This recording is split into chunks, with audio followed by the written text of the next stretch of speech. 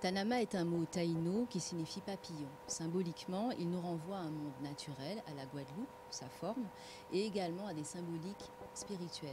Dans d'autres cultures, l'âme, l'esprit, la transformation, le changement. Au cours des 56 minutes qui nous sont offertes, nous aborderons des problématiques à l'intersection du sociétal et du sanitaire, du culturel et du coutumier, du bien-être et du soin, du traditionnel et du médical. Nous porterons un regard sur la société guadeloupéenne, non seulement en affectant notre réflexion aux problématiques internes, mais par une approche globale et locale. Des rubriques récurrentes où nous déclinerons des thématiques diverses, mot pour mot, santé et sexualité, bien manger, médecine feuille et bien d'autres. Cette émission souhaiterait insuffler une énergie de transformation à travers les réflexions que nous porterons ensemble sur des problématiques de santé imbriquées aux fondements structurels de nos sociétés et de nos cultures diverses. Nous espérons provoquer le changement, la transformation avec positivité en apportant information, conseils, solutions, onguents et parce que l'éveil à nous-mêmes est le premier pas vers un mieux-être et un meilleur vivre ensemble. C'est une émission tout public qui vous est proposée par l'association Amalgame Humanis, une association caritative qui originellement et depuis plus de 30 ans œuvre pour l'enfance défavorisée, les publics dits empêchés et qui lutte contre les discriminations et les violences, notamment les violences contre les personnes LGBT. Elle porte également, l'association Amalgame Humanis, la ligne d'écoute voix arc-en-ciel à destination des populations LGBT et la ligne d'écoute d'aide aux victimes et la prévention suicide. Ce soir, nous allons parler de violence, société, foyer. Nous allons nous interroger sur la place de la violence dans la culture guadeloupéenne, dans la société guadeloupéenne, avec nos deux invités. Donc Natacha Nestor, qui est correspondante départementale à l'aide aux victimes à l'état-major de la DDSP, nous allons en revenir tout à l'heure, et Madame la procureure générale, Danielle Drouy-Héral, donc qui va pouvoir nous parler de l'aspect judiciaire. Bonsoir mesdames. Bonsoir. Bonsoir. Donc le constat que nous faisons sur la violence en Guadeloupe, quel est-il? Qu'est-ce qu'on peut dire de votre point de vue? Donc on parle de la prévention vers la sanction. Au niveau de la prévention, qu'est-ce qu'on peut dire? Quel est votre regard en fait sur la société guadeloupéenne et la violence? Eh bien, merci tout d'abord, Madame Mélion, de nous avoir invités, de m'avoir invité à cette émission. Eh bien, le constat, malheureusement, est affligeant. La violence, nous la retrouvons dans notre société tous les jours, et puis notamment dans la sphère familiale. Et c'est cette violence-là qui est très présente, répétitive, que nous n'arrivons pas encore à endiguer. Il est bien plus simple pour nous, pour la police nationale, d'intervenir sur la voie publique, sur un fait, en flagrant délit par exemple, que d'intervenir au sein des familles. Alors c'est vrai que depuis quelques années, et puis de même depuis surtout la crise sanitaire, nous avons observé une augmentation des faits de violence intrafamiliale. Madame la procureure. Merci, merci de votre invitation. En effet, je crois qu'il faut aussi voir d'où je parle. Je ne suis là, j'allais dire, que depuis 6 ans. Mais comment dire, l'endroit d'où je peux observer la société est un endroit assez révélateur, mais peut-être avec un regard un peu distordu, parce que nous, il ne nous arrive pas les bonnes choses, il nous arrive plutôt les mauvaises en général. C'est quand même assez rare que nous soyons impliqués dans des événements heureux. Nous sommes plutôt impliqués dans des événements dramatiques et graves.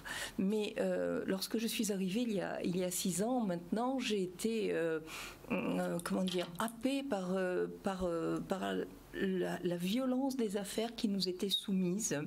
Je me souviendrai toujours que nous avons pu constater l'année de mon arrivée 46 homicides, 46 meurtres ou assassinats. Et j'en suis restée un peu béate en disant dès qu'il y a 5 morts à Marseille, ça fait un scandale sur les ondes nationales. Ici, on en a 46 et on n'en entend guère parler quand même. Alors, on entend des guerres parler en métropole, mais on n'en entend guère parler ici non plus. Alors de temps en temps ça émerge, l'information sort et puis ça retombe et on a l'impression que la société absorbe cette violence sans en garder vraiment trace et en tout cas sans en tirer conséquences sur que faire pour cela. Et s'il n'y avait, pardonnez-moi le mot, mais s'il n'y avait que les meurtres et assassinats, mais il y a aussi les vols avec violence, il y a aussi toutes les violences volontaires qui sont commises. Les deux procureurs de la République de Basse-Terre et de Pointe-à-Pitre passent énormément de temps à régler des dossiers où la violence est présente. Alors, est-ce qu'il faut dire que la société guadeloupéenne est une société violente ? C'est peut-être aller loin dans le propos, mais en tout cas, c'est une société dans laquelle la violence est présente. Et c'est une société où, bien évidemment, la répression s'exerce. Mais pour un procureur général, j'ai toujours eu un discours qui peut en heurter certains. Moi, je dis la répression ne suffit pas. Je pense que les choses passent d'abord par la prévention et l'éducation. Parce que commettre une violence, accéder au corps de l'autre, ce qui est la violence physique, voire éventuellement une violence morale, parce qu'on pourra parler aussi des violences morales, du harcèlement, etc., c'est franchir une limite qu'on n'a pas apprise ou qu'on ne vous signale pas suffisamment pour que vous ayez conscience que vous risquez de la franchir. Donc moi, je pense qu'il y a vraiment beaucoup de travail à faire sur le plan prévention, et je développerai, si vous le souhaitez, un petit peu plus tard. Et effectivement, il y a dans notre société guadeloupéenne, mais comme dans toute la société française aujourd'hui, un phénomène de violence intrafamiliale et notamment de violence conjugale que l'on commence à parler, je trouve, parce que ça émerge doucement mais sûrement, parce que jusqu'à présent j'avais le sentiment que ça ne se disait pas trop. Et on voit ces affaires, on voit la parole se libérer, on voit ces affaires avancer avec un certain nombre de gens qui ont créé des associations, qui mettent en marche le système pour que cette violence puisse être dite et éradiquée. Donc elle aussi, cette violence commence à émerger très sérieusement dans la sphère judiciaire. D'accord. Donc c'est vraiment intéressant. On va revenir justement sur la question de la prévention, de l'éducation et sur les violences conjugales, puisqu'on va venir au foyer. Est-ce qu'on peut parler maintenant des tendances? C'est-à-dire, on n'a pas de chiffres, mais est-ce qu'on peut avoir des tendances? C'est-à-dire, quel type de violence en fait s'exprime le plus en Guadeloupe? Alors on a, en fait, il faut distinguer les violences crapuleuses des violences non crapuleuses. La violence crapuleuse, elle va s'exercer lorsque la personne qui agresse va tenter d'obtenir quelque chose de matériel généralement. Et la violence non crapuleuse, eh bien, c'est celle qui va s'exercer sur par une personne que l'on connaît, et souvent au sein de la famille ou bien du cercle amical, mais en tout cas, c'est une violence qui est qu'on ne maîtrise pas, qui n'est parfois la plupart du temps pas calculée, et c'est sur cette violence-là justement que nous avons plus de mal à prendre prise. Voilà. Donc, déjà... Les violences intrafamiliales sont plus difficiles. Ah oui, sont plus difficiles à maîtriser. Et est-ce que la cause, est-ce qu'elle tient finalement du fait que ce soit dans l'intimité et qu'il n'y a pas de plainte, par exemple, ou est-ce que c'est vraiment le fait de pouvoir prendre en charge ces affaires et de les traiter en fait qui est compliqué? Alors, ce qui est compliqué, c'est précisément d'encourager les victimes à parler, à expliquer, à décrire ce qu'elles subissent, dans quel cadre elles peuvent le faire. Il y a des personnes qui peuvent très bien parler et s'exprimer dans le cadre d'échange de groupe de parole dans une association. Il y en a qui peuvent le faire dans un poste de police, il y en a qui peuvent le faire à l'école, parce que cette violence, elle touche beaucoup les jeunes, les collégiens, les lycéens, même dans les écoles primaires. Voilà, il y a plusieurs endroits où on peut libérer la parole. C'est vrai que depuis le Grenelle de 2019, on a quand même une accélération, une augmentation du nombre de plaintes. Est-ce qu'on peut rappeler juste quand même le Grenelle de 2019, ce que c'est? Alors, en septembre 2019, les ministères, l'État a organisé un Grenelle sur les violences faites aux femmes, où toutes les parties prenantes se sont réunies dans tous les départements de France et ont échangé, ont travaillé sur des engagements qu'on avait à prendre. On a fait un état des lieux et puis ensuite on a modernisé les dispositifs ou créé d'autres dispositifs pour accompagner, orienter les personnes victimes de violences intrafamiliales et surtout en fait des violences conjugales. D'accord. Donc nous disions qu'on n'a pas de tendance, qu'on n'a pas de chiffres, qu'on ne peut décrire que des tendances et que les chiffres finalement, ou les chiffres qu'on peut tirer, viennent souvent des dossiers qui vous parviennent dans les services différents. Madame la procureure, est-ce que vous pouvez me dire quel genre de dossier vous traitez en général ? C'est extrêmement varié, comme bien évidemment les policiers et les gendarmes. En matière de violence, pour reprendre la distinction qui a été faite par Madame Nestor sur les violences crapuleuses et non crapuleuses, la violence crapuleuse, c'est celle effectivement qui est développée par des personnes qui sont souvent en difficulté financière et qui ont l'intention de régler leurs problèmes par l'appropriation des biens des tiers. Dans Pointe-à-Pitre, par exemple, on sait pertinemment qu'il est quand même assez dangereux de se promener avec un collier parce qu'on risque fort de se le faire arracher. Ça, c'est un vol avec violence. C'est ça, une violence crapuleuse. Il y en a pas mal, on va dire, effectivement, pour rester dans la norme des tendances. Et nous avons quand même une difficulté avec une population jeune qui est souvent en déshérence, c'est-à-dire qui a quitté l'école, qui n'a pas de travail. C'est vrai que le travail ici n'est pas facile à avoir. C'est une île où il y a peu d'industrie, où en plus avec le Covid, tout ce qui était industrie du tourisme a connu une déflation absolument terrible, où un certain nombre de jeunes gens se retrouvent dans le vide le plus absolu et ne trouvent pas leur compte en termes financiers et donc se tournent vers ces appropriations violentes. S'agissant des homicides dont je parlais tout à l'heure, alors j'aime pas du tout aborder le sujet parce qu'à chaque fois qu'on en parle, ça se passe mal, il y en a de nouveaux. Donc c'est assez inquiétant parce qu'à chaque fois qu'on se félicite en disant mais cette année ça va mieux, eh bien écoutez, dans la nuit même on a un souci. Mais nous avons beaucoup travaillé sur le sujet, c'est-à-dire que nous avons essayé d'appréhender les choses par divers endroits et tout le monde a peut-être à l'esprit la campagne Déposons les armes. Alors je tiens à dire et à répéter que nous ne sommes pas naïfs. Nous n'espérons pas que des voyous viennent déposer leurs armes. En revanche, il y a dans les maisons ici de très nombreuses armes parce que les gens ont pris l'habitude d'une autodéfense en estimant que la société n'était pas sûre, donc se sont armés plus ou moins légalement. Et ce que nous voulons vider, ce sont ces armureries cachées, parce qu'il faut bien se dire qu'à partir du moment où un voleur rentre chez vous, cambrioleur rentre chez vous, la première chose qu'il va prendre, c'est une arme. Donc, et cette arme, on va la retrouver dans un circuit de violence, voire d'homicide. Donc, tout le monde a en tête cette campagne régulière que nous faisons année après année pour récupérer de très nombreuses armes. Et ça fonctionne fort heureusement. Nous avons aussi un lien très fort avec la préfecture pour nourrir le fichier national des interdictions de détenir des armes. Et nous avons des peines de plus en plus lourdes en termes d'homicides qui sont prononcés par les assises, sachant que dans ce département, la cour d'assises siège tous les jours pendant plus de 10 mois. Donc c'est quand même extrêmement impressionnant d'avoir une cour d'assises permanente. Que ça traduit peut-être l'amplitude du problème. Ça traduit en partie l'amplitude du problème parce que souvent en métropole, soit les assises sont beaucoup nourries, mais souvent par des dossiers d'infractions à caractère sexuel. Mais ici, ce sont des infractions d'homicide. Vraiment, beaucoup. À 95% qui sont jugés.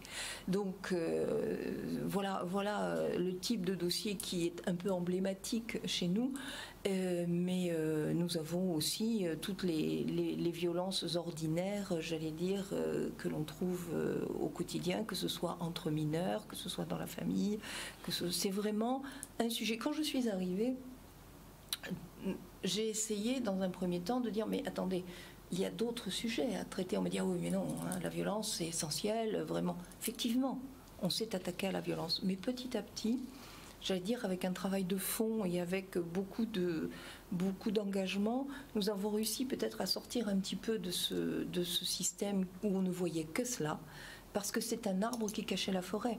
On a beaucoup de choses à faire aussi sur le plan environnemental. On a beaucoup de choses à faire dans d'autres domaines, de la fraude, etc. Donc on a réussi à écarter cet étau qui nous enserrait et qui nous empêchait de voir plus loin que les phénomènes de violence. N'empêche qu'il en reste quand même pas mal. Effectivement, donc on peut constater que la violence prend beaucoup de place dans la société guadeloupéenne, même dans le travail de régulation des institutions, ou les forces de police ou la justice. Est-ce qu'on peut parler de la prévention? C'est-à-dire que dans tout ce cycle justement de la police au tribunal, il y a, je suppose, beaucoup d'étapes avant d'arriver à une peine d'emprisonnement. Donc, est-ce qu'on peut parler de la DDSP et du travail que vous faites? Alors, Madame la procureure générale, vous l'avez dit, une fois que nous avons posé le diagnostic, eh bien, on se rend bien compte que la répression ne suffit pas et qu'il faut aller un peu plus loin en faisant de la prévention auprès des plus jeunes, mais aussi auprès des adultes finalement, parce que nous sommes quand même amenés à devenir meilleurs et même un adulte, on peut encore faire de la prévention et faire un travail de fond avec lui pour éviter qu'il ne récidive, par exemple. Alors, la police nationale, effectivement, a à cœur de mettre en place les directives de notre direction centrale pour développer les actions de prévention. Ici en Guadeloupe, à la direction départementale de la sécurité publique, donc à l'hôtel de police qui est situé aux Abîmes, nous avons un bureau prévention partenariat, puisque les deux sont liés. Nous ne pouvons pas faire de prévention seuls. Nous faisons de la prévention avec des associations, avec d'autres organismes et avec le rectorat, enfin toute une série de partenaires.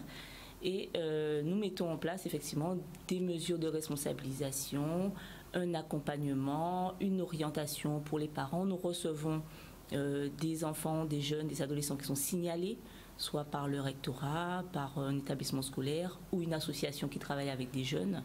Et nous recevons les parents et les jeunes au commissariat, non pas pour réprimander uniquement ou systématiquement, mais bien pour expliquer les termes de la loi. Cela ne se fait pas, voilà pourquoi cela ne se fait pas, et si tu continues, eh bien ça va donner ça.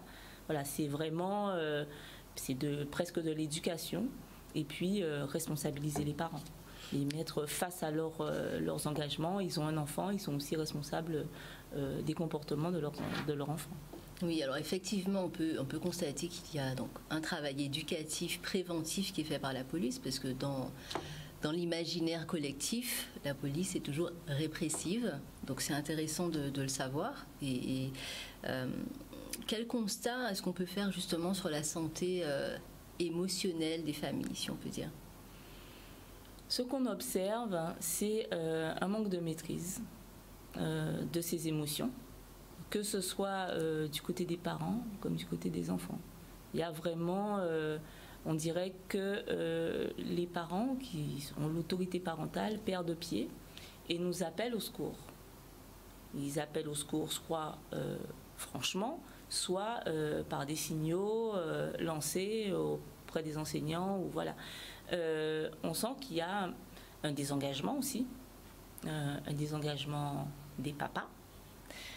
Parce que c'est souvent la mère qui vient avec son enfant, c'est souvent la mère qu'on appelle lorsqu'il se passe quelque chose dans un établissement scolaire. On a souvent affaire aux mamans. Donc ce désengagement, eh bien, on travaille également dessus, quoi. On rappelle aux parents qu'il faut prendre en charge, votre enfant a un problème et il peut être réglé, on va vous accompagner, on va vous aider là-dessus.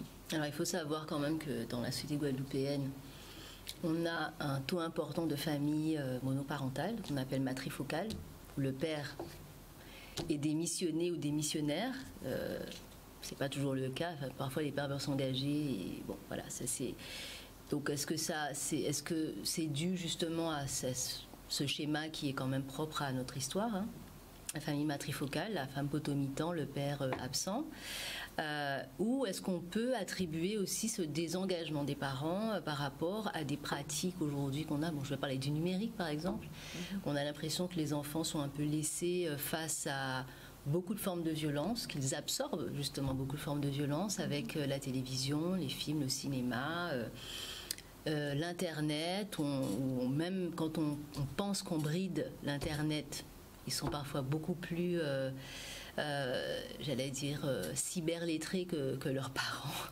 C'est le terme, le cyberlettrisme en fait. Ils sont beaucoup plus à même de naviguer que leurs parents. Est-ce qu'on peut faire un rapprochement justement entre la violence et certaines formes de violence numérique? C'est vrai qu'on peut trouver les causes sont multiples. Hein.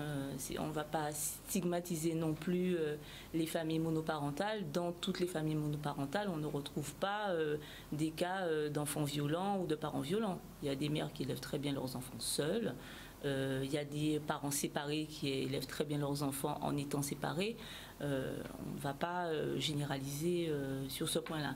Mais c'est vrai que l'apparition du numérique et des réseaux sociaux et du téléphone portable, l'utilisation du téléphone portable devient un sujet que nous abordons systématiquement.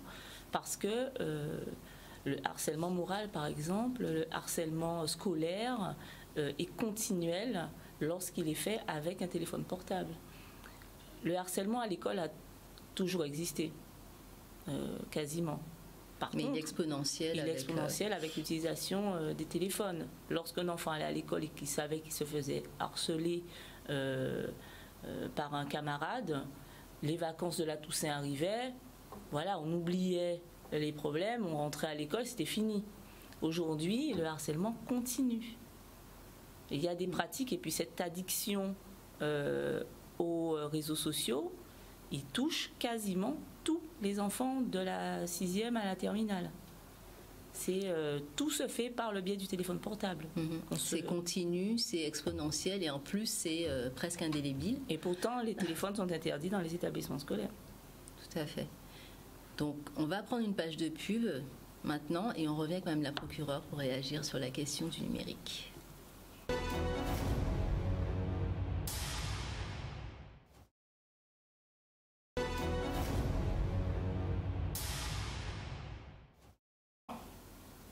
Madame la procureure, qu'est-ce que vous pensez justement des violences numériques? Est-ce que vous avez beaucoup de dossiers qui vous arrivent en fait sur les violences numériques, le harcèlement Finalement assez peu. L'un dans l'autre, avec la présence permanente maintenant d'un écran dans la poche de tout un chacun, il y a finalement assez peu de procédures sur ce sujet. Alors ça émerge un petit peu plus effectivement dans les écoles parce qu'il y a le regard aussi de tous ceux qui participent à l'encadrement des élèves dans les écoles, les collèges et les lycées.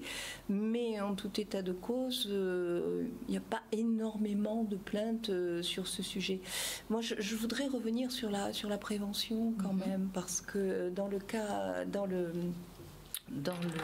système judiciaire, il y a deux services qui font beaucoup de prévention, c'est la protection judiciaire de la jeunesse et le service pénitentiaire d'insertion et de probation, qui interviennent à la fois en amont et en aval finalement d'une condamnation. Et la protection judiciaire de la jeunesse intervient sur les mineurs, comme son nom l'indique, et le service pénitentiaire d'insertion et de probation intervient sur les personnes majeures qui sont condamnées. Et ils ont, dans leur schéma d'intervention, une véritable pratique de prévention, à la fois de suivre les mesures qui sont ordonnées par les magistrats, mais aussi de guider, d'aider. Ce sont des éducateurs dans l'âme. Il y a une composante de la société qui, à mon sens, mérite de s'impliquer plus dans la prévention, ce sont les élus. Pourquoi ? Parce que les élus sont placés par la loi au cœur du système de prévention. Ce sont eux qui, au travers des contrats locaux de sécurité et de prévention de la délinquance, doivent mettre en place d'abord l'état des lieux de leur commune ou de leur groupe de communes, doivent mettre en place un certain nombre de systèmes, rappel à l'ordre, conseil des droits des familles, etc. et être justement les vigies qui vont permettre, dès qu'il se passe quelque chose, d'entrer dans un système assez souple de rappel qui permet, comme le disait Madame Nestor, de faire prendre conscience aux personnes, que ce soit un mineur et à sa famille, ou même à un majeur, de ce que la norme a été transgressée et que ça risque d'aller beaucoup plus loin si d'aventure on ne se recale pas dans un système un peu plus normal. Et là, il y a peu d'élus en Guadeloupe qui animent réellement des contrats locaux de sécurité et de prévention de la délinquance qui soient dynamiques et en état de jouer ce rôle. Donc là, vraiment, je crois que c'est extrêmement important parce que la justice ne peut pas tout, la police ne peut pas tout, la gendarmerie ne peut pas tout. Et on ne peut pas tout traiter par la répression. Il y a des comportements qui sont alertants, dont on sait que ça ne va pas. C'est de l'infrapénal. Nous ne pouvons pas traiter l'infrapénal. Nous sommes là lorsqu'il y a une infraction. Qu'est-ce que c'est ? C'est un comportement qui est puni par la loi ou d'une peine d'amende ou d'une peine de prison, voire d'autres peines, mais en tout cas, le principe, c'est ça. Si un comportement ne rentre pas dans cette définition, il n'est pas nôtre. Or, il est révélateur de quelque chose. Et c'est là que le système de prévention doit intervenir et agir. Alors, bien évidemment, ça ne concerne pas les infractions, ça ne concerne pas les choses les plus graves, mais ça permet d'alerter, d'allumer des signaux et d'essayer de faire en sorte qu'on n'aille pas plus loin. Voilà. Donc je crois que là, il y a un vrai sujet de société qu'il faut prendre à bras-le-corps et qu'il faut traiter. Alors le problème, c'est qu'un contrat local de sécurité et de prévention de la délinquance, ça doit être animé par un coordonnateur. Ce sont des gens qui sont formés pour cela et il faut véritablement que chaque commune assez conséquente ou chaque intercommunalité puisse se doter d'un coordonnateur qui sache très exactement comment d'abord faire le constat, puis après mettre en place les feuilles de route qui vont bien. Tout à fait. Si je peux intervenir, effectivement, ce que disait Madame la procureure générale, les CLSPD et les CISPD manquent de dynamisme en Guadeloupe de manière générale. Le CISPD va concerner la communauté de communes et le CLSPD, la commune. Est-ce qu'on peut dire CISPD et donner la définition de l'acronyme ? C'est le contrat local de sécurité et de prévention de la délinquance, voilà. Et contrat intercommunal de sécurité et de prévention de la délinquance. Voilà, c'est ça. Donc ce sont des organismes, des instances paritaires au sein qui sont pilotées par les élus, effectivement, et surtout par le coordonnateur. Il y en a, ils sont nommés, mais les instances ne se réunissent pas. Et on va déléguer en réaction, soit au service de police, au service de justice, à telle ou telle association, mais on ne va pas se réunir suffisamment et mettre en place des actions concrètes, appliquer une stratégie locale de sécurité en coordonnant la stratégie locale de sécurité de la police, de la gendarmerie, de la justice. Il n'y a pas de dynamisme, et encore moins depuis le Covid. Donc effectivement, on constate que traiter la violence dans une société est un travail d'équipe, donc entre les institutions, entre les travailleurs sociaux, la police, la justice, les parents.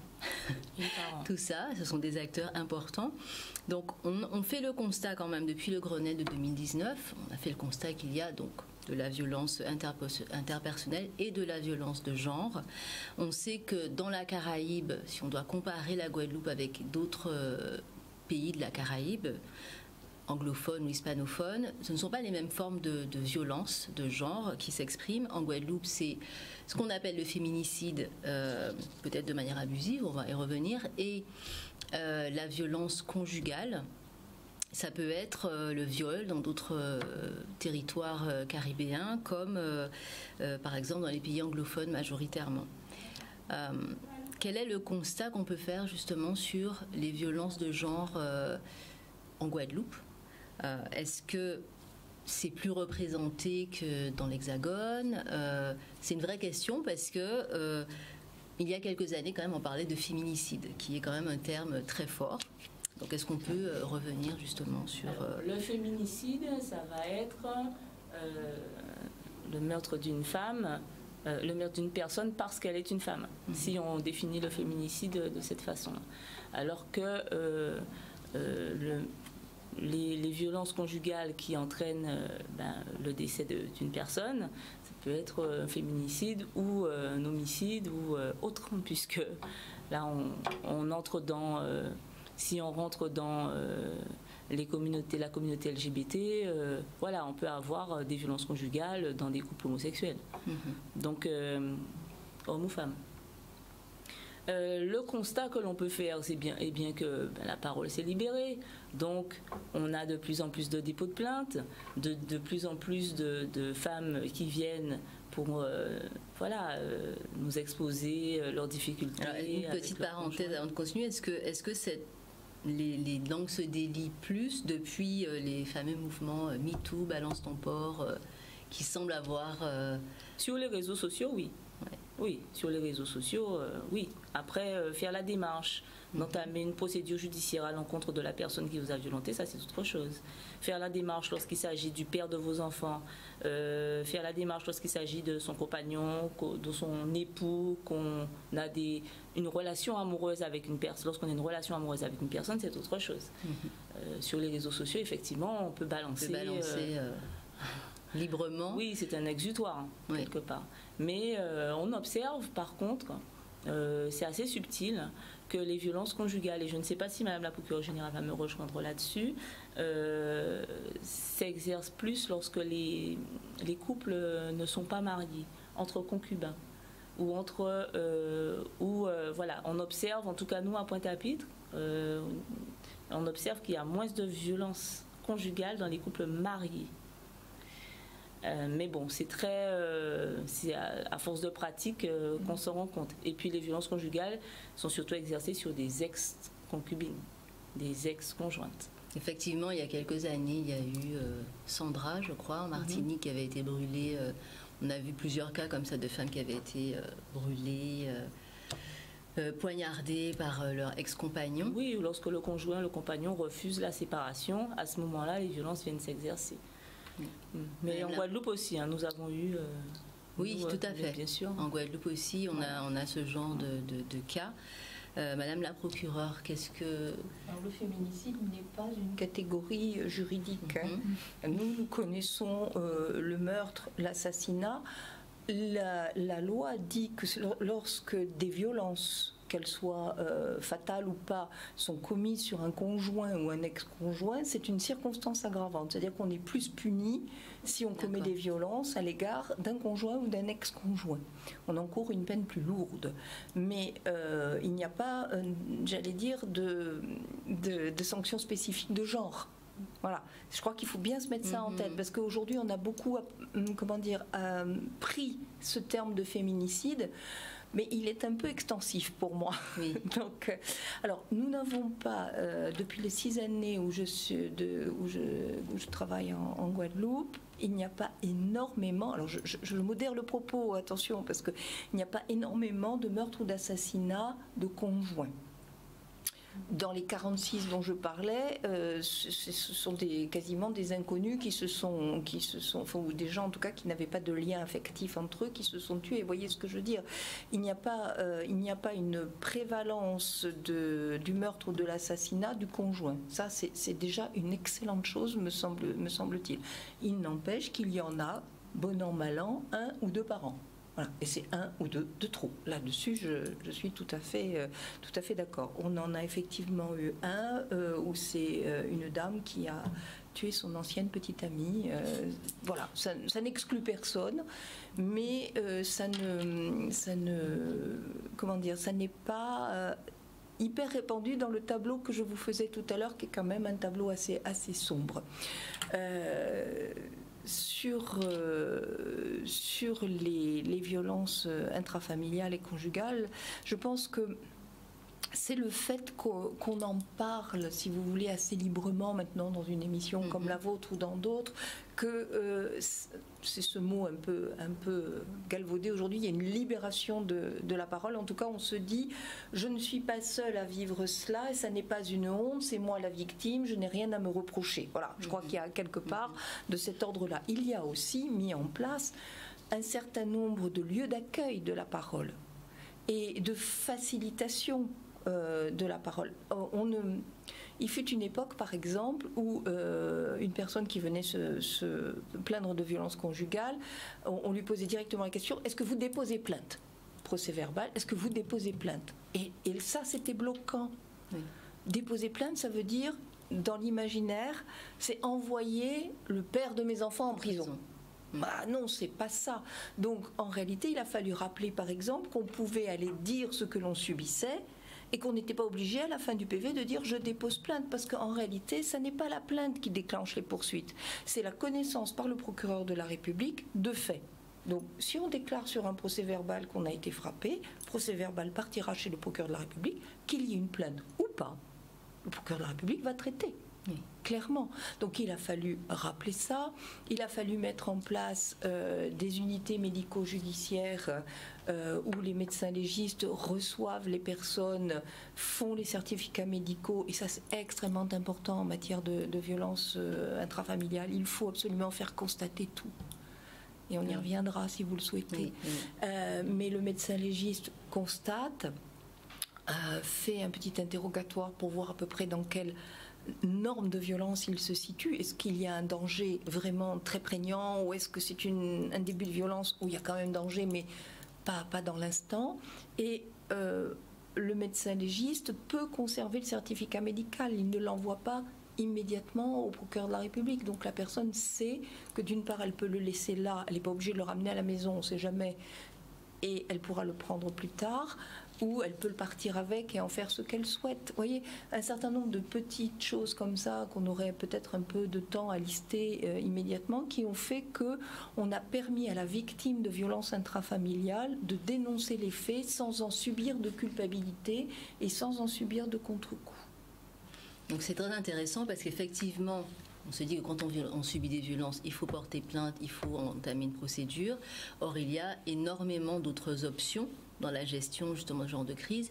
Est-ce qu'on peut parler un peu de la nature, sans rentrer peut-être dans des détails sordides, mais de la nature en fait des violences? Est-ce qu'elles sont extrêmement, comment dire,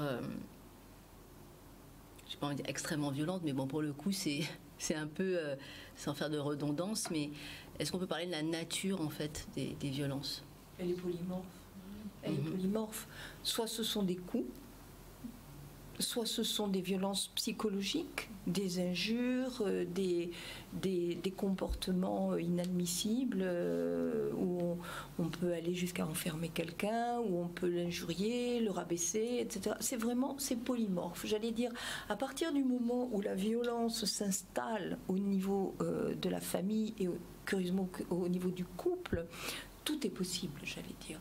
Pourquoi? Parce qu'on en parlait mezzo voce tout à l'heure avec Madame Nestor avant de commencer notre émission. C'est un lieu clos. Oui. C'est un lieu clos. Et vous savez, dans les lieux clos, il se passe des tragédies dans la tragédie ancienne, antique. C'est un lieu clos où nous-mêmes, nous ne pouvons pas pénétrer n'importe comment. Vous savez qu'entre 21h et 6h du matin, voilà, c'est sauf s'il y a un juge qui dit oui, vous pouvez y aller, mais parce que vous m'expliquez qu'il y a quelque chose de très particulier. Donc, si vous voulez, constitutionnellement, le foyer, la maison est protégée parce que c'est le lieu où vous pouvez être en sécurité et dans votre totale liberté. Du coup, si vous avez l'intention de vous comporter mal avec quelqu'un à l'intérieur de la famille, moi je dis c'est la violence des lâches. Il n'y a pas de témoin. Mais il n'y a pas de témoin. C'est le lieu clos par excellence. S'il y a des enfants, s'ils sont des enfants en bas âge, on ne va pas aller les entendre. Est-ce que ton papa tape ta maman? Non, c'est une question qu'on ne peut pas poser, c'est pas possible. Est-ce que ta maman injurie ton papa? On ne peut pas faire ça. Oui. Donc, si vous voulez, si les enfants sont témoins, s'ils sont victimes, on les entendra. Et ce sont des victimes collatérales. Parce que la violence des parents, intraparentale est une violence qui rétroagit nécessairement sur l'évolution de l'enfant. Ça, on ne peut pas voir ses parents s'écharper sans en conserver une blessure terrible. Hein. Alors après, comment ça évoluera dans votre propre évolution, comment ça se traduira dans votre propre évolution, ça c'est autre chose. Mais on peut entendre qui? La victime? L'auteur? Si on n'a pas de preuves. Moi, mon problème, mon métier à moi, quand je vais à l'audience et que j'accuse quelqu'un, que ce soit au tribunal correctionnel ou que ce soit à la cour d'assises, il faut que je démontre. Il ne suffit pas que je me lève en disant « je crois cette personne ». Tout le monde croit tout le monde, c'est pas le problème. Il me faut des preuves et ça, les victimes de violences le supportent très mal. Vous ne me croyez pas parce que vous avez classé 108. C'est pas qu'on vous croit pas. C'est qu'il faut démontrer, en fait. C'est qu'il faut des preuves. Nous sommes dans un pays de la preuve. Et c'est assez normal. Et on a de cesse de dire aux femmes, justement victimes de violences, de répertorier, de porter plainte, de garder des traces, d'aller chez le médecin. C'est tout le travail que l'on fait ensemble avec les associations d'aide aux victimes, dans les ateliers pédagogiques, pour expliquer à des femmes qui subissent des violences conjugales, qui ne veulent pas forcément déposer plainte ou qui ont peur. Voilà, comment préparer votre départ si vous voulez partir, comment vous organiser. Et il faut rassembler quand même un certain nombre de preuves si vous voulez déposer plainte. Qu'est-ce qu'une confrontation? Parce que ça aussi, elles ont parfois peur d'être confrontées à leur agresseur. Alors leur expliquer une audition, une confrontation est une audition et leur expliquer comment ça se passe. Cet accompagnement-là est très important parce qu'il déconstruit les idées toutes faites qu'elles ont de l'intervention de la police ou de la gendarmerie ou même de la justice.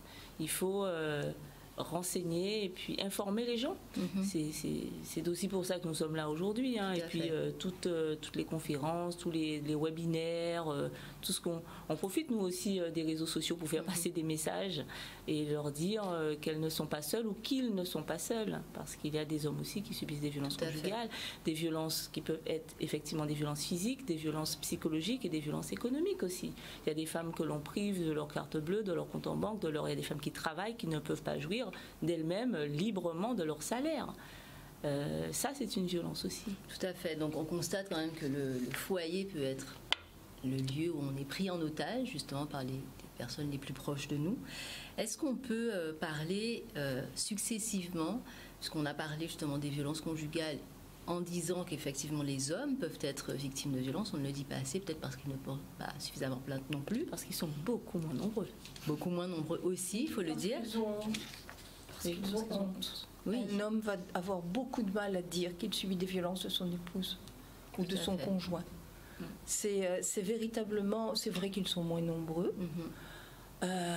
Quoique sur les violences psychologiques, je pense que mesdames et messieurs sont peut-être à égalité.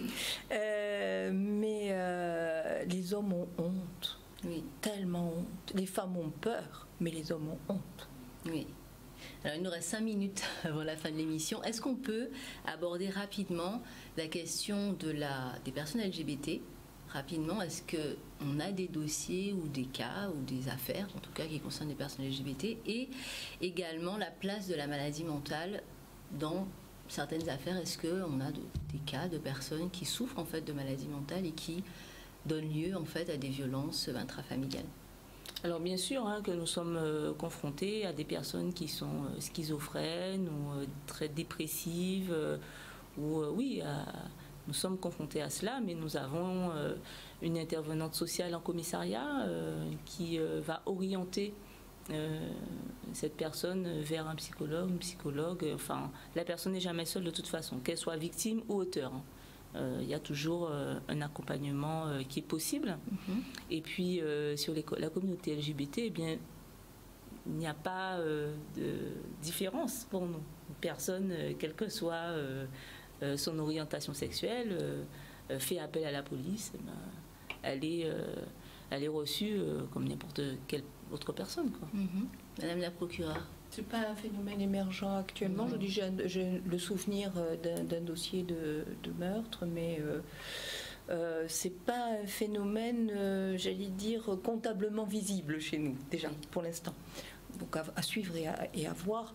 Le problème de la maladie mentale n'est pas non plus le problème essentiel, si vous voulez. Le problème de la maladie mentale, c'est qu'on va aussi avoir des gens qui vont être enfermés dans d'autres systèmes.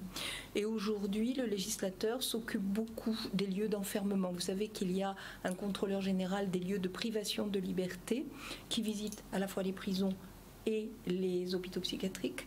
Et je pense que bientôt visitera les EHPAD, parce que tous ces lieux clos, où il se passe des choses, où tout le monde ne peut pas parler, parce que la maladie mentale, quelquefois, c'est aussi l'absence de parole, ou en tout cas l'absence de parole structurée ou crédible.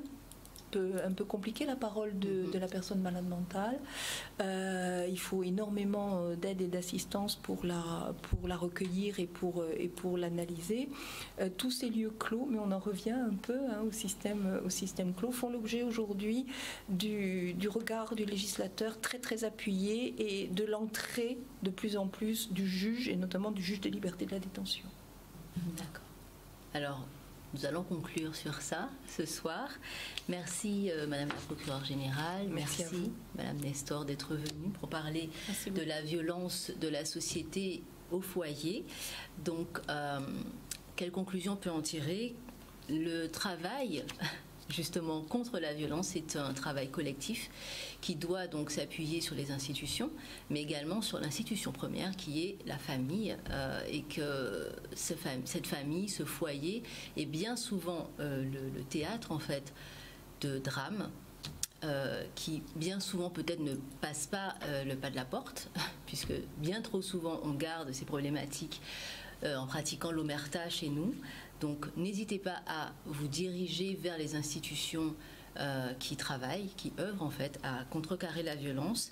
On remercie l'association Amalgame Humaniste pour ce magazine, Voix Arc-en-Ciel, la ligne d'écoute pour la prévention suicide, Escale pour les tenues et moi Création pour les boucles d'oreilles.